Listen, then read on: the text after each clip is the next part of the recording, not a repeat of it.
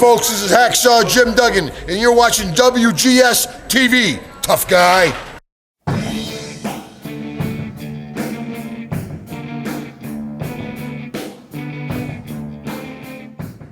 We must prepare this planet to be harvested for our new world. Yes, sir. Hello everyone, welcome to another installment of WGS-TV right here on youtube.com/WrestleGamer and ZFXTV. I'm WB Billy Boudreaux, being joined by the man from South Park, simply known as Cartman. Cartman, how you doing? Why you don't subscribe to my channel? But I'm doing good. I am subscribed to your channel. Everybody else, why you don't go subscribe?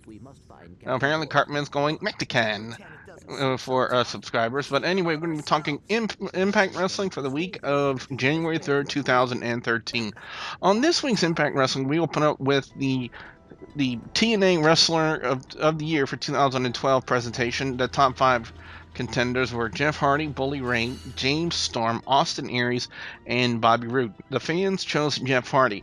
Now, I'm going to say this right off the bat, I really honestly don't agree with the fans for Jeff Hardy being Wrestler of the Year, but that'll be another video for another time. I think one of the main purposes that this was to serve was the fact that as Jeff Hardy was coming down, Austin Aries and Bobby were both arguing over the fact that they should be Wrestler of the Year, and Jeff Hardy makes the announcement that at Genesis, the Phil Collins pay-per-view, as the silly man Ashley so likes to associate it with, it would be Jeff Hardy defending the title against both Bobby Roode and Austin Aries in a triple threat match. Then they proceed to attack Hardy, but Hardy then turns it around on them and ends up with a broken trophy in a sense. But yeah, that was, I believe, the bigger purpose. It was to serve the fact that Jeff Hardy was going to be defending against both Roode and Aries. In all honesty, it was kind of obvious that they were going to go that route ever since they had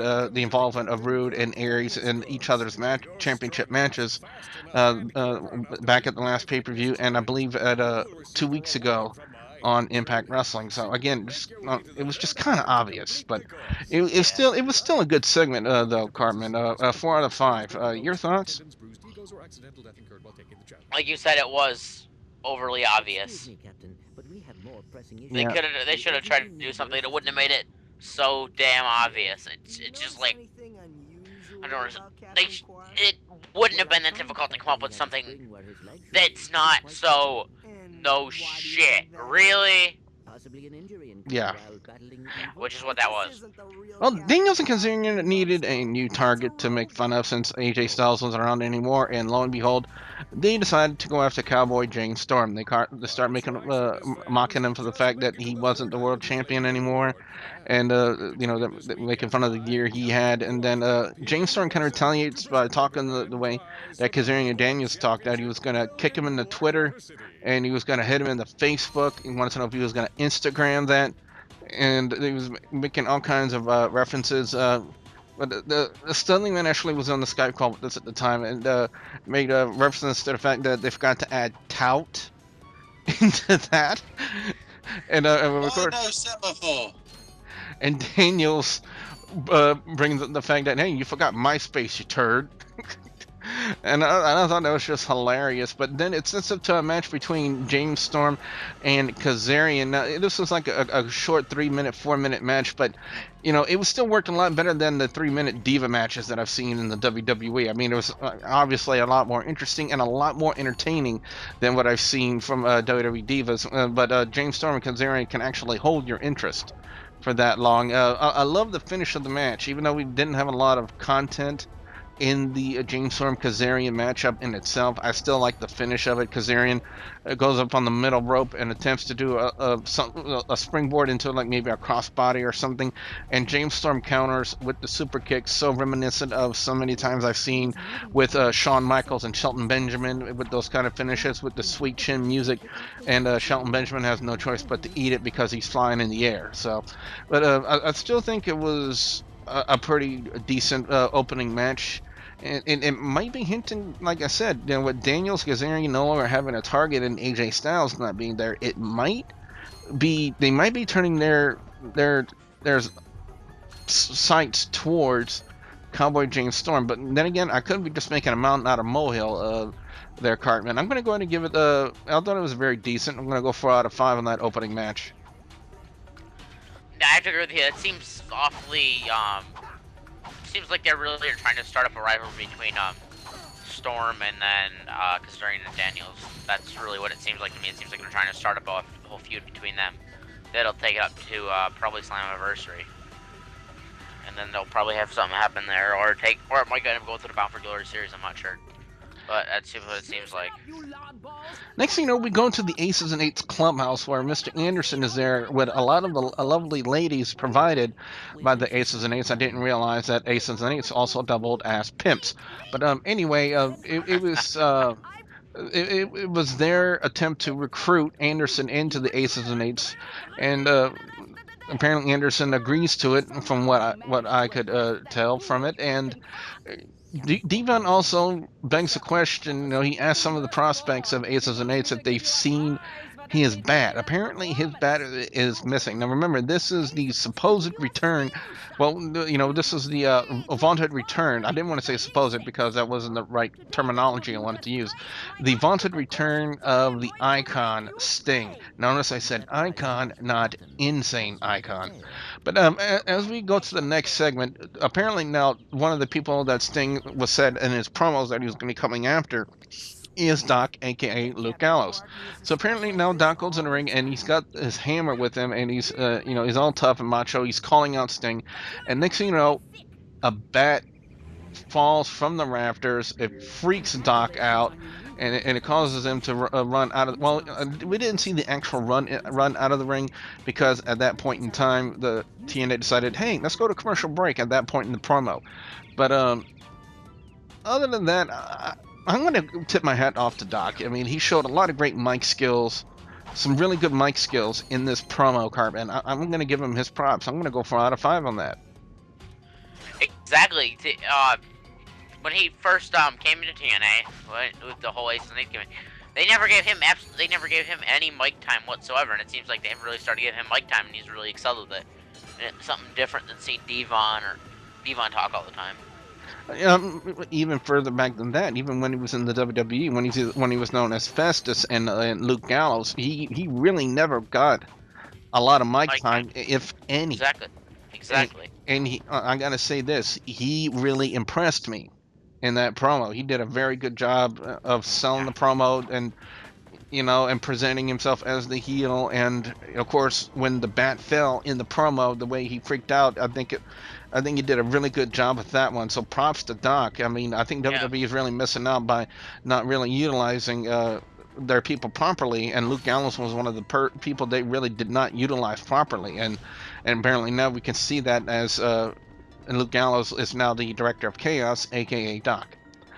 We also have now the announcement of a new #1 contenders tournament for the X Division title starting, and in the opening match we had Christian York and Not So Kid Cash, or as the Studley man Ashley affectionately calls him, Man Cash, which can also be misinterpreted on so many different levels, and but we're going to save that for another time in another place, not here, right here on WGS-TV, because I don't know how many people want to be scarred by some of the things that we can say when it comes to Man Cash. But anyway, Exactly. But anyway, if you want to be scarred for that, then go over to Cartman's YouTube channel. Apparently, he'll do all the scarring for you. But anyway, as far as this matchup's concerned, you know, I've always said it time in and time out, Cartman. It takes two people to have a really good match, and we had a really good match with York and Kid Cash. I mean, I was very entertained about it.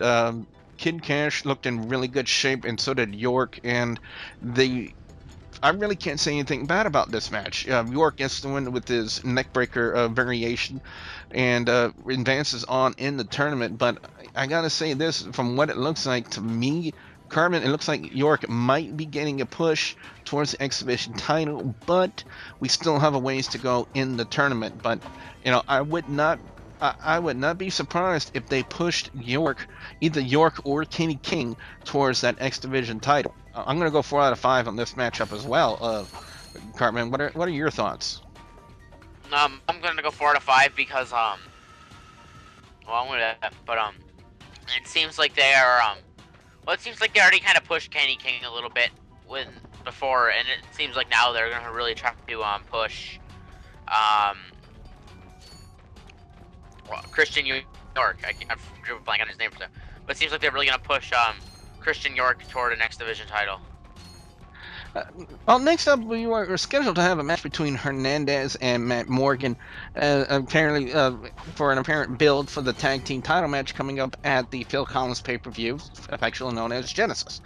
And by the way, if people still haven't gotten that reference yet, where have you been? Anyway, Hernandez is in the ring, and next thing you know, we hear Matt Morgan's music, and he comes out wearing a sling on his arm.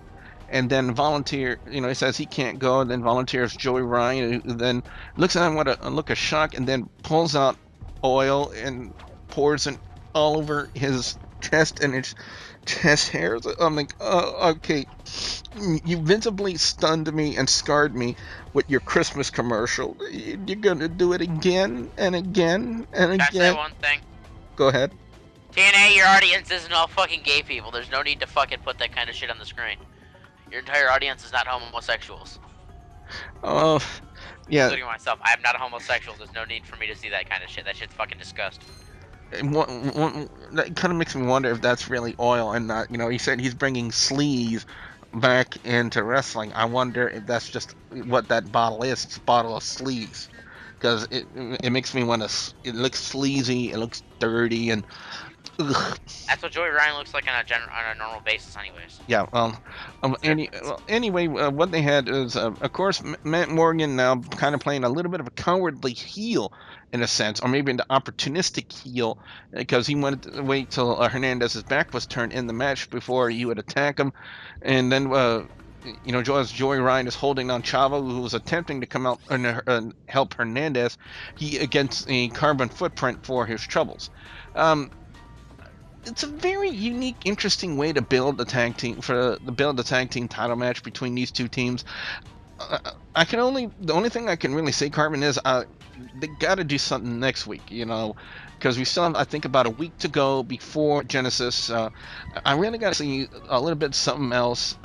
Other than Matt Morgan come out pretending to have a boo-boo on his arm, and then come out and just go all Super Cena on everybody and just beat everybody up, and that's exactly what he did. I wouldn't call it Super Cena. I just call it going fucking mentally retarded ape shit on people.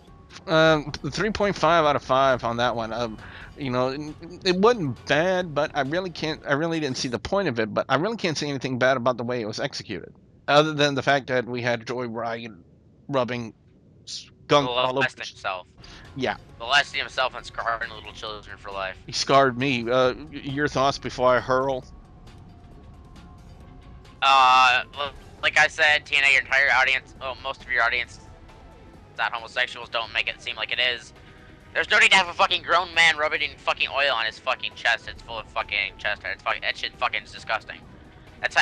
Your objective is to gain ratings, not lose them. That's a prime way to lose ratings, you dumb fuckers. By the way, ladies and gentlemen, the last 7 F words on this review of Impact Wrestling have been brought to you by the F Word, now airing on the Make Believe Showtime channel. Up next, we had Hulk Hogan come out to address the situation involving Bully Ray and Brooke Hogan. He calls both of them out, and then Bully Ray says, you know what, you're right, we should have been honest with you the whole time. And basically what Hogan does is he ends up suspending both Bully Ray and Brooke Hogan. Hogan claiming that Bully Ray violated an ethics code, a guy code, a bro code, or something like that. Ethics code, and apparently now Bully Ray and Brooke Hogan are suspended indefinitely without pay, and we all know what's going to happen next. You don't even need to read a spoiler about what's going to happen next. They're going to come back next week. Bully Ray and Brooke Hogan are going to come out with Dixie Carter, get the suspensions overturned, and get Hulk Hogan evaluated on, with that decision. Yes.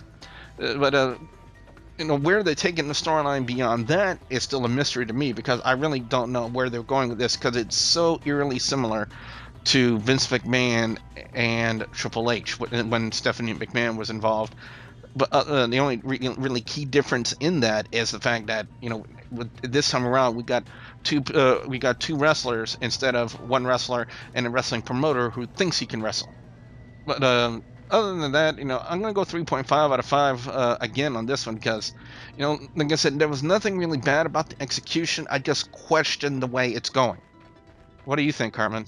I couldn't agree more. I don't see what they're doing with the storyline. It doesn't really make any sense. I think they're just kind of using it as like a time-killing storyline to kill time. And now, ladies and gentlemen, it is time now to present Cartman's fapping match of the night involving the TNA knockouts. Cartman? Fuck you, Billy. Fuck off, you stupid son of a bitch. But anyway, yes, knockouts. I wasn't paying attention. I was more like, well, I was paying attention, but not to the actual match itself. I think any white-blooded American male was not paying attention to the actual match either. I think they were standing at attention, if you know what I mean. Billy, no gay jokes. Well, we had Jesse from Big Brother out there with Tara again. I mean, come on. How long are they Well, I going to was use gonna that? give it a 3.5, but I'm gonna deduct 3 points because I had to see that stupid fuck, so I'm gonna give it 0.5. All right, as we attempt to raise the rating again of the review here on Impact Wrestling from a rated R to a PG. Thank you, Cartman. Let's talk about the steel cage match, which was the finale of Impact Wrestling this week. That saw Kurt Angle and Samoa Joe teaming up to take on Devon and another member of Aces and Eights.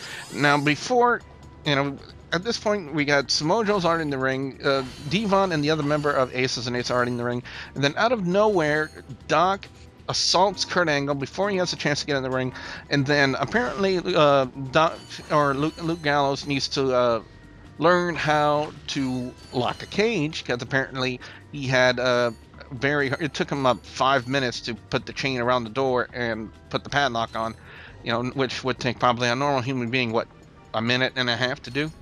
But yeah, it's probably in a minute and a half. But later on the match, Kurt Angle then kicks Doc right in what Taz affectionately called the yam bags. I don't know how long I'll be able to say that here on the review before Taz decides to trademark that and get money for it. But anyway, or maybe not Taz, maybe TNA themselves. But anyway, Kurt Angle gets the key. I'm sorry, Carmen? Money horse. Kurt Angle gets the key from Doc, gets into the ring, and then we see a big melee going down. Kurt Angle and Samoa Joe get the win, but at a cost, because now we had all of the Aces and Eights come in, and then lo and behold, we're waiting for the vaunted return of Sting, and do we get theatrics? Do we get the lights going down? Do we get something amazing for the return of Sting to TNA? What do we get? We get Sting just walk into the ring with a bat. That's it. No music, no nothing. But I believe, though, that the reason they did it in this form, in this facet, Cartman, it's like this. And for those of you who are still watching this, just follow along with me. I think the real reason why they didn't want to do a big theatrical return for Sting, since we already knew he was coming, I believe the main focus was the unmasking of this member of Aces and Eights, the partner of Devon, because Sting came in with the bat, started clearing house, and all the members of Aces and Eights have left except for Devon's partner. He was left alone with Angle, Joe, and Sting. They beat him down, and then we get the unmasking, and the crowd goes nuts for the unmasking, and that shocked me in a sense, because usually a TNA crowd in the Impact Zone in Orlando, Florida is usually like, dead. Oh yeah, like, oh look, he took his mask off. Should we applaud or boo?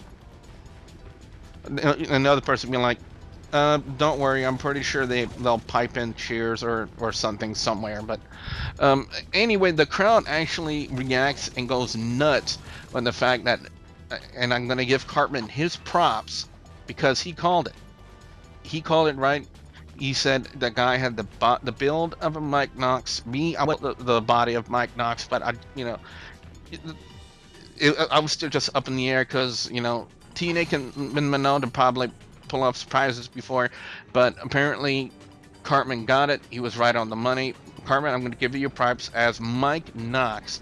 And as Mike Sunday said, well, you've known him in WWE as Mike Knox. Yeah, way to go, TNA. There's a reason why you're not the play-by-play guy anymore. It's because of all the times you're screwing up.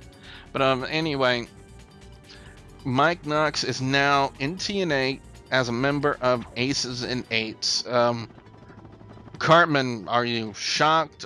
Do you think this is a good move, bad move on TNA's part?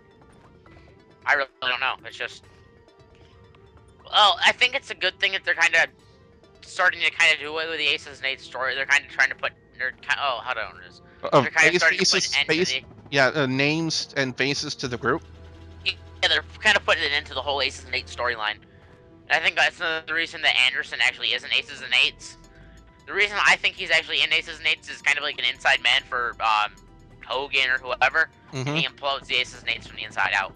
Yeah, and it's so reminiscent of, like I said earlier, when Kurt Angle was in the Alliance, and when it was the Alliance versus the World Wrestling Federation, and Kurt Angle ends up screwing Stone Cold Steve Austin in a title match, I believe, which kind of unravels the Alliance, and I think it happened out of Survivor Series, if I'm not mistaken. But I think. Anyway, well, we have. They're trying to do now with Anderson. Yeah, now we have Devon as the Sergeant at Arms.